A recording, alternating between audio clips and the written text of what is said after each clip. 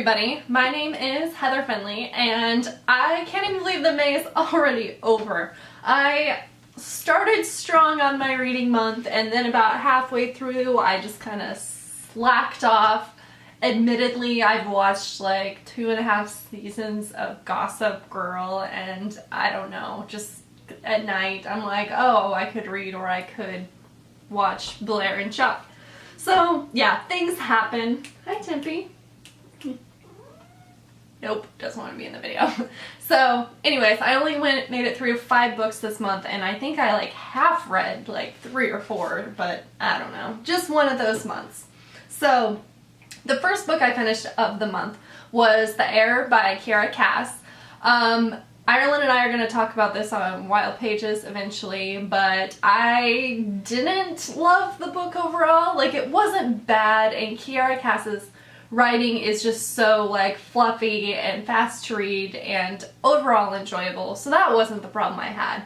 But there was a lot of issues I had with like the insta-love in the story and just the main character and stuff, so I don't know. Overall, I give it maybe like 3.5 or 4 stars. Hopefully Ireland and I will get our video up one of these days and we'll go more in depth on that. After that, I also finished P.S. I Still Love You by Jenny Han. This series, of course, follows our main girl, Lara Jean, who sent out a series of love letters on accident and the repercussions of that. This is after she's already started dating one of the guys. Then some more stuff goes down. I didn't love this one as much as I loved the first one. Obviously there's different boys involved and you're gonna cheer for certain guys, and my ship just went down, down, down. So I wasn't happy with how it ended. But Jenny Han has since announced that she is going to write a 3rd book in the series, which she wasn't intending to do, but she just couldn't leave it alone. So I'm very excited. I think it's probably going to end more of the way I wanted it to. So yeah, I can't wait to see what the 3rd book in the trilogy brings. After that, I finished Me Before You by Jojo Moyes. Is that how you pronounce her name? This one, obviously, tons of people have been reading this month to prepare for the movie coming out. I am going to see the movie tonight. I probably won't put this up for a day or two, but it's Thursday night and the movie just came out, so I'll be seeing it tonight.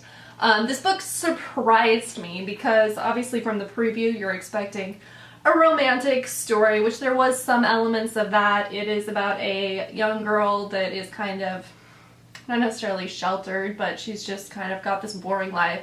And then she becomes the caretaker for a guy who's led this just super incredible life, but now he is a paraplegic, so can't move anything from like his neck down. So it goes off from there. I didn't realize that this was going to be very serious in terms of like doctor-assisted suicide and that kind of stuff. I actually really ended up liking this book a lot because it wasn't as much of a romance book as I thought it was going to be.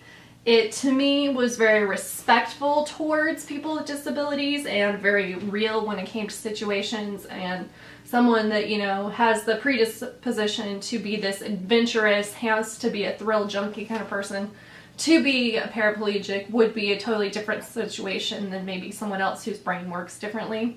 So I know there is lots of negativity towards this one, but I didn't personally see it while reading it. So yeah, I would give this book like 5 out of 5 stars. I really liked it. I liked the main character a lot.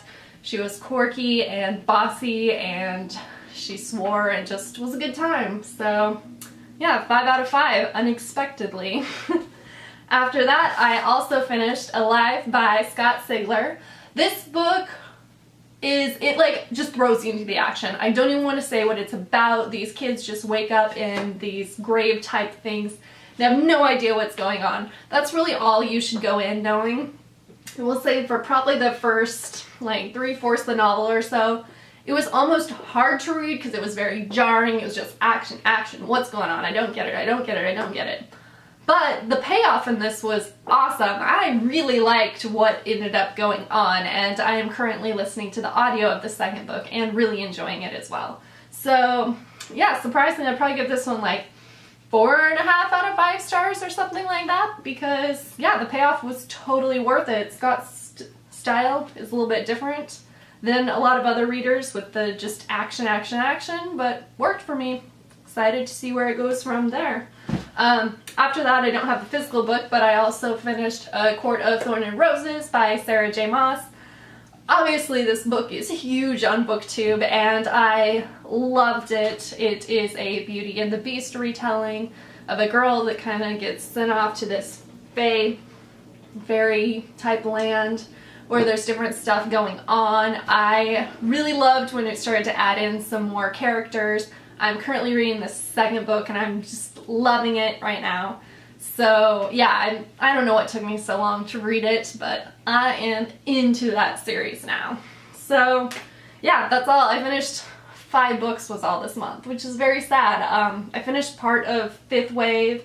I finished part of A Court of Thorns, or A Court of Mist and Fury. I've finished part of the audiobook to the second one in this series that I'm spacing on the name of right now. And oh, I'm almost done with Percy Jackson and the Lightning Thief too.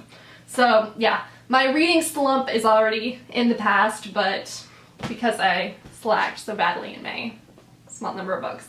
That shall be remedied this month. So I'll be back later with another book video. Bye.